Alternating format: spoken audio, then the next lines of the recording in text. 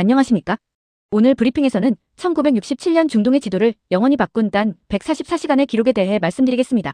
본 문서는 기밀 해제된 1967-1의 문서에 기반합니다. 작전명은 1967년 제3차 중동전쟁, 흔히 6.1 전쟁이라 불립니다. 이 전쟁은 1967년 6월 5일부터 6월 10일까지 불과 6일간 진행되었으며 이스라엘의 압도적인 승리와 함께 영토가 3배 확장되는 결과로 이어졌습니다. 건국 20년이 채 되지 않은 이스라엘은 이집트, 시리아, 요르단 3개국의 연합군을 단 6일 만에 괴멸시켰습니다. 이 짧고 격렬했던 전쟁은 현대 중동의 국경, 지정학적 갈등, 그리고 팔레스타인 영토 점령의 근본적인 원형을 만들어냈습니다. 1967년 이전에 이스라엘은 적대적인 국가들에 의해 지정학적으로 완전히 고립되어 있었습니다. 시리아는 팔레스타인 무장단체를 지원하며 이스라엘을 지속적으로 공격했고 이스라엘의 소극적인 이집트를 공개적으로 조롱하며 갈등을 부추겼습니다. 이집트는 가자, 지구를 통제 중이었으며 당시 가말 압델 나세르 대통령은 범아랍주의의 지도자가 되기를 열망하며 대중의 지지를 얻기 위해 이스라엘에 대한 강경 노선을 취했습니다. 요르단은 요르단 강서안 지구를 통제 중이었습니다. 후세인 국왕은 이집트와 정치적 마찰을 겪고 있었음에도 불구하고 아랍 세계의 압박에 의해 반이스라엘 연대에 강제로 동참하게 됩니다. 이러한 상황 속에서 거짓 정보와 정치적 압박이 연쇄 반응을 일으키며 전쟁의 도화선에 불을 붙였습니다. 1967년 5월 14일 소련은 이집트에게 이스라엘이 시리아를 공격할 것이라는 허위 정보를 전달했고 나세르 대통령은 약해 보이지 않기 위해 시나이반도로 군대를 파병했습니다.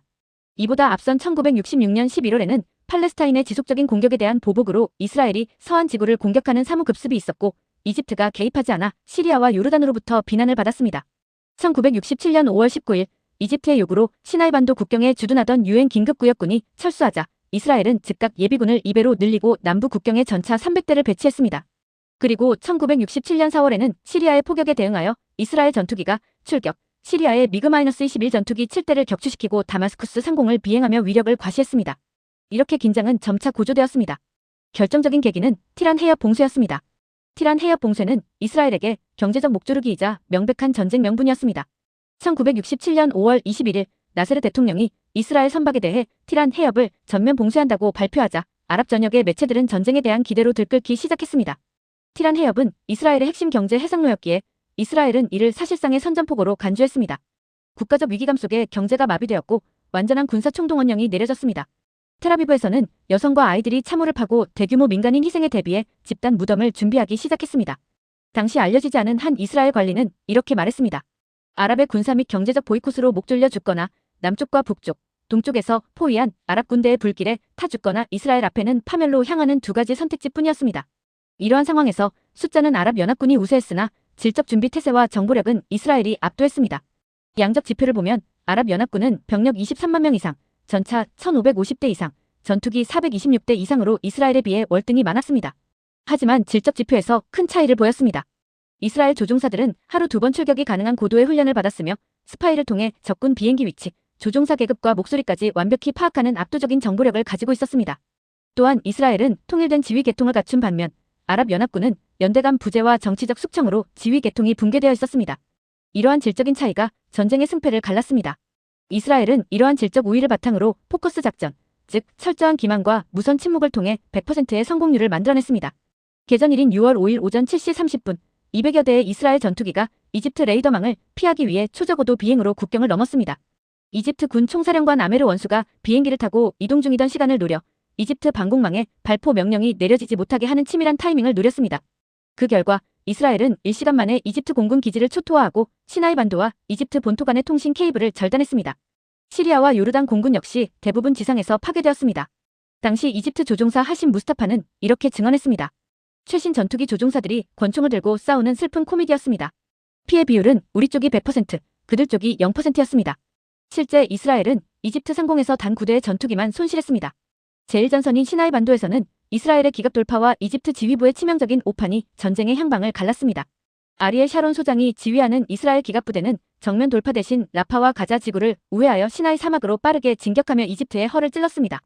기계화 보병과 전차의 포격이 집중되는 동안 헬기로 강화한 공수부대가 이집트의 포병 진지를 무력화하는 입체적인 협공을 펼쳤고 이는 이집트 724단을 괴멸시켰습니다. 명령 체계의 붕괴는 이집트 지휘부에 찾아왔습니다. 아메르 원수는 이스라엘의 돌파에 패닉에 빠져 시나이반도 전역의 군대에게 성급한 전면 철수를 명령했습니다. 질서 없는 철수 명령은 끔찍한 결과를 낳았고 학살로 변했습니다. 이스라엘 공군은 후퇴하느라 도로에 갇힌 이집트 군을 네이팜탄으로 무자비하게 폭격했습니다. 이집트는 700대의 전차를 포함해 장비의 80%를 잃는 재앙을 맞이했습니다. 제2전선인 예루살렘에서는 요르단군의 강력한 저항과 참혹한 시가전이 펼쳐졌습니다. 넓은 사막에서 벌어진 이집트 전선과 달리 예루살렘은 철조망과 요새로 뒤엉킨 좁은 도심 전장이었습니다. 6월 6일 새벽 2시 탄약고 언덕 전투에서는 이스라엘 공수부대와 요르단 제2R-후세인이 대대가 맞붙었습니다. 격렬한 백병전 끝에 이스라엘이 고지를 점령했지만 양측 모두 심각한 사상자가 발생했습니다. 도심에서는 요르단군이 강력히 저항했지만 증원군이 투입되는 도로는 이스라엘 전투기들에게 완벽히 장악당하며 이스라엘의 압도적인 공중 우세가 밑을 가렸습니다. 이스라엘 공수부대원 이갈 니르는 갑자기 거리가 도축장으로 변했습니다. 이전에 공포를 느껴본 적이 없었지만 그 순간 모든 것이 금연했고 완전한 절망감을 느꼈습니다라고 회상했으며 요르단 후세인 국왕은 구름 한 점 없는 푸른 하늘에서 이스라엘의 미라주 전투기들이 울부짖으며 내뿜는 괴물 같은 화염을 보았다고 전했습니다. 제3전선은 곤란고원으로 이스라엘은 지형적 불리함을 정보력으로 극복하고 시리아의 지휘부를 붕괴시켰습니다. 시리아군은 가파른 바위 지형에 참호를 파고 포병 벙커를 구축하여 이스라엘의 진격을 완벽히 내려다보고 있었으며 도로 주변은 지뢰밭으로 덮인 가장 험난한 요새였습니다. 하지만 이스라엘은 모사드의 전설적인 스파이 엘리 코헨이 사전에 수집한 시리아 벙커의 위치 정보를 바탕으로 1000회가 넘는 정밀 항공 폭격을 퍼부으며 방어선을 뚫었습니다. 정치적 숙청으로 텅 비어있던 시리아 장교진은 극도로 무능했으며 6월 10일 시리아 라디오 방송이 쿠네이트라가 함락되었다는 치명적인 후보를 내보내자 군 전체가 패닉에 빠져 무기력하게 퇴각하는 자멸하는 모습을 보였습니다. 이스라엘군은 참호전 끝에 시리아 방어선을 돌파했고 텅 빈 쿠네이트라 요새를 전투 없이 장악하며 세계 전선을 모두 무너뜨렸습니다. 이렇게 6일간의 전쟁은 참혹한 대가를 치렀고 극단적인 사상자 불균형과 전장의 안개 속에 많은 비극을 남겼습니다. 이집트는 약 1만 1천명의 전사자와 5천명 이상의 포로, 요르단은 6천명의 전사자와 500명의 포로, 시리아는 1천명의 전사자와 600명의 포로를 기록했습니다. 이스라엘은 679명의 전사자와 15명의 포로를 기록하며 상대적으로 적은 피해를 입었습니다. 빠른 승리에도 불구하고 지휘부의 오판과 항공 지원 부재로 인해 아랍연합군은 1만 8천명 이상이 목숨을 잃는 끔찍한 피해를 입었습니다. 또한 혼란스러운 교전 중 이스라엘 전투기와 어뢰정이 시나이 앞바다에 있던 미국 해군 정보함 USS 리버티호를 5인 공격하여 34명의 미국 선원이 사망하는 안타까운 사건도 발생했습니다. 이후 양국 조사에서는 사고로 결론 지어졌습니다. 이스라엘이 이러한 압도적인 승리를 거둘 수 있었던 3대 핵심 요인을 해부해보겠습니다. 첫째는 절대적인 공중 우세입니다. 전쟁의 승패는 개전 첫 1시간 만에 결정되었다고 해도 과언이 아닙니다. 선제 기습 타격으로 이집트, 요르단, 시리아 공군을 지상에서 완벽히 파괴함으로써 이스라엘 공군은 세계의 전선을 자유롭게 오가며 지상군을 지원할 수 있었습니다. 둘째는 정보의 비대칭성이었습니다. 숫자적 열세를 극복한 가장 큰 무기였습니다. 모사드를 통한 수년간의 첩보 활동으로 적 전투기의 위치, 조종사 정보, 시리아 벙커의 좌표까지 정확히 꿰뚫고 있었습니다. 마지막 셋째는 아랍 지휘부의 구조적 붕괴였습니다. 이집트 사령관의 패닉에 빠진 성급한 철수 명령, 정치적 숙청으로 전문성이 사라진 시리아 장교진의 도주 등 아랍 군대는 훈련되지 않은 병사들을 버려둔 채 지휘 체계가 완전히 무너져 내렸습니다.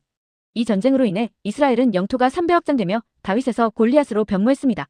전쟁 전과 후의 지도를 보면 이스라엘은 6일 만에 시나이 반도, 이집트가 통제하던 가자지구, 요르단이 통제하던 요르단강 서안지구, 그리고 시리아의 골란고원을 완전히 장악했습니다. 국경의 크기가 3배로 팽창하면서 이스라엘은 역사상 처음으로 절대적인 군사적 우위와 광대한 전략적 완충지대를 확보하게 되었습니다. 전쟁 직전 멸망의 공포에 떨었던 이스라엘 내부에서는 이 극적인 승리가 성경 속 다윗과 골리앗 서사의 기적적인 재현으로 여겨졌습니다. 그러나 이스라엘의 승리는 동시에 팔레스타인에게는 대규모 난민 발생과 기약 없는 군사 점령의 시작이라는 잔혹한 현실을 안겨주었습니다. 새로운 엑소더스가 발생했습니다. 요르단 강서안 지구에서 약 24만 명의 팔레스타인인들이 고향을 떠나 요르단 등 주변 아랍 국가로 피난해야 했습니다. 통치 대상의 변화도 찾아왔습니다. 아랍 국가들이 이스라엘을 파괴하고 팔레스타인 국가를 세워줄 것이라는 희망은 산산조각 났고 이스라엘은 갑자기 공식 국경 밖에 거주하는 수십만 명의 아랍인들을 직접 통제해야 하는 상황에 놓였습니다. 이로써 점령의 고착화가 시작되었습니다. 가자 지구와 서안 지구에 대한 이스라엘의 직접적인 군사 점령이 시작되었으며 이는 거의 60년이 지난 지금까지도 해결되지 않은 현대 중동 갈등의 심장부로 남아있습니다. 6일 전쟁은 아랍 세계에서 나크사, 즉 좌절로 불리며 깊은 분노를 불러일으켰고 중동은 냉전의 대리전으로 비화되었습니다. 지역적 반발로 이집트, 예멘, 리비아, 모로코, 레바논, 이라크 등 이슬람 국가 전역에서 유대인 커뮤니티에 대한 폭력 사태가 발생하여 수많은 유대인이 추방되었습니다. 아랍 세계는 이 참패를 나크사로 부르며 복수를 다짐했습니다. 평화 조약도, 이스라엘에 대한 인정도, 협상도 없다는 강경한 태도가 뿌리내리며 또 다른 전쟁의 씨앗을 남겼습니다. 나아가 이 전쟁을 계기로 중동은 단순한 지역 갈등을 넘어 미국과 소련이 직접적으로 충돌하는 냉전의 핵심 대리전 무대가 되었습니다. 1967년의 메아리는 오늘날까지 이어지고 있습니다. 단 6일이 만들어낸 60년의 질서인 것입니다. 1967년 6월의 전투는 단 6일 만에 끝났지만 그 결과는 결코 끝나지 않았습니다. 오늘날 우리가 목격하는 이스라엘의 국경 분쟁, 팔레스타인 영토 점령 문제, 고착화된 지정학적 긴장, 그리고 끊임없는 군사적 대립의 역학은 모두 244시간의 폭발에서 비롯되었습니다. 6일 전쟁은 단순한 군사적 승패를 넘어 60년이 지난 지금까지도 중동의 운명을 쥐고 흔드는 가장 결정적인 역사적 단층선으로 남아있습니다.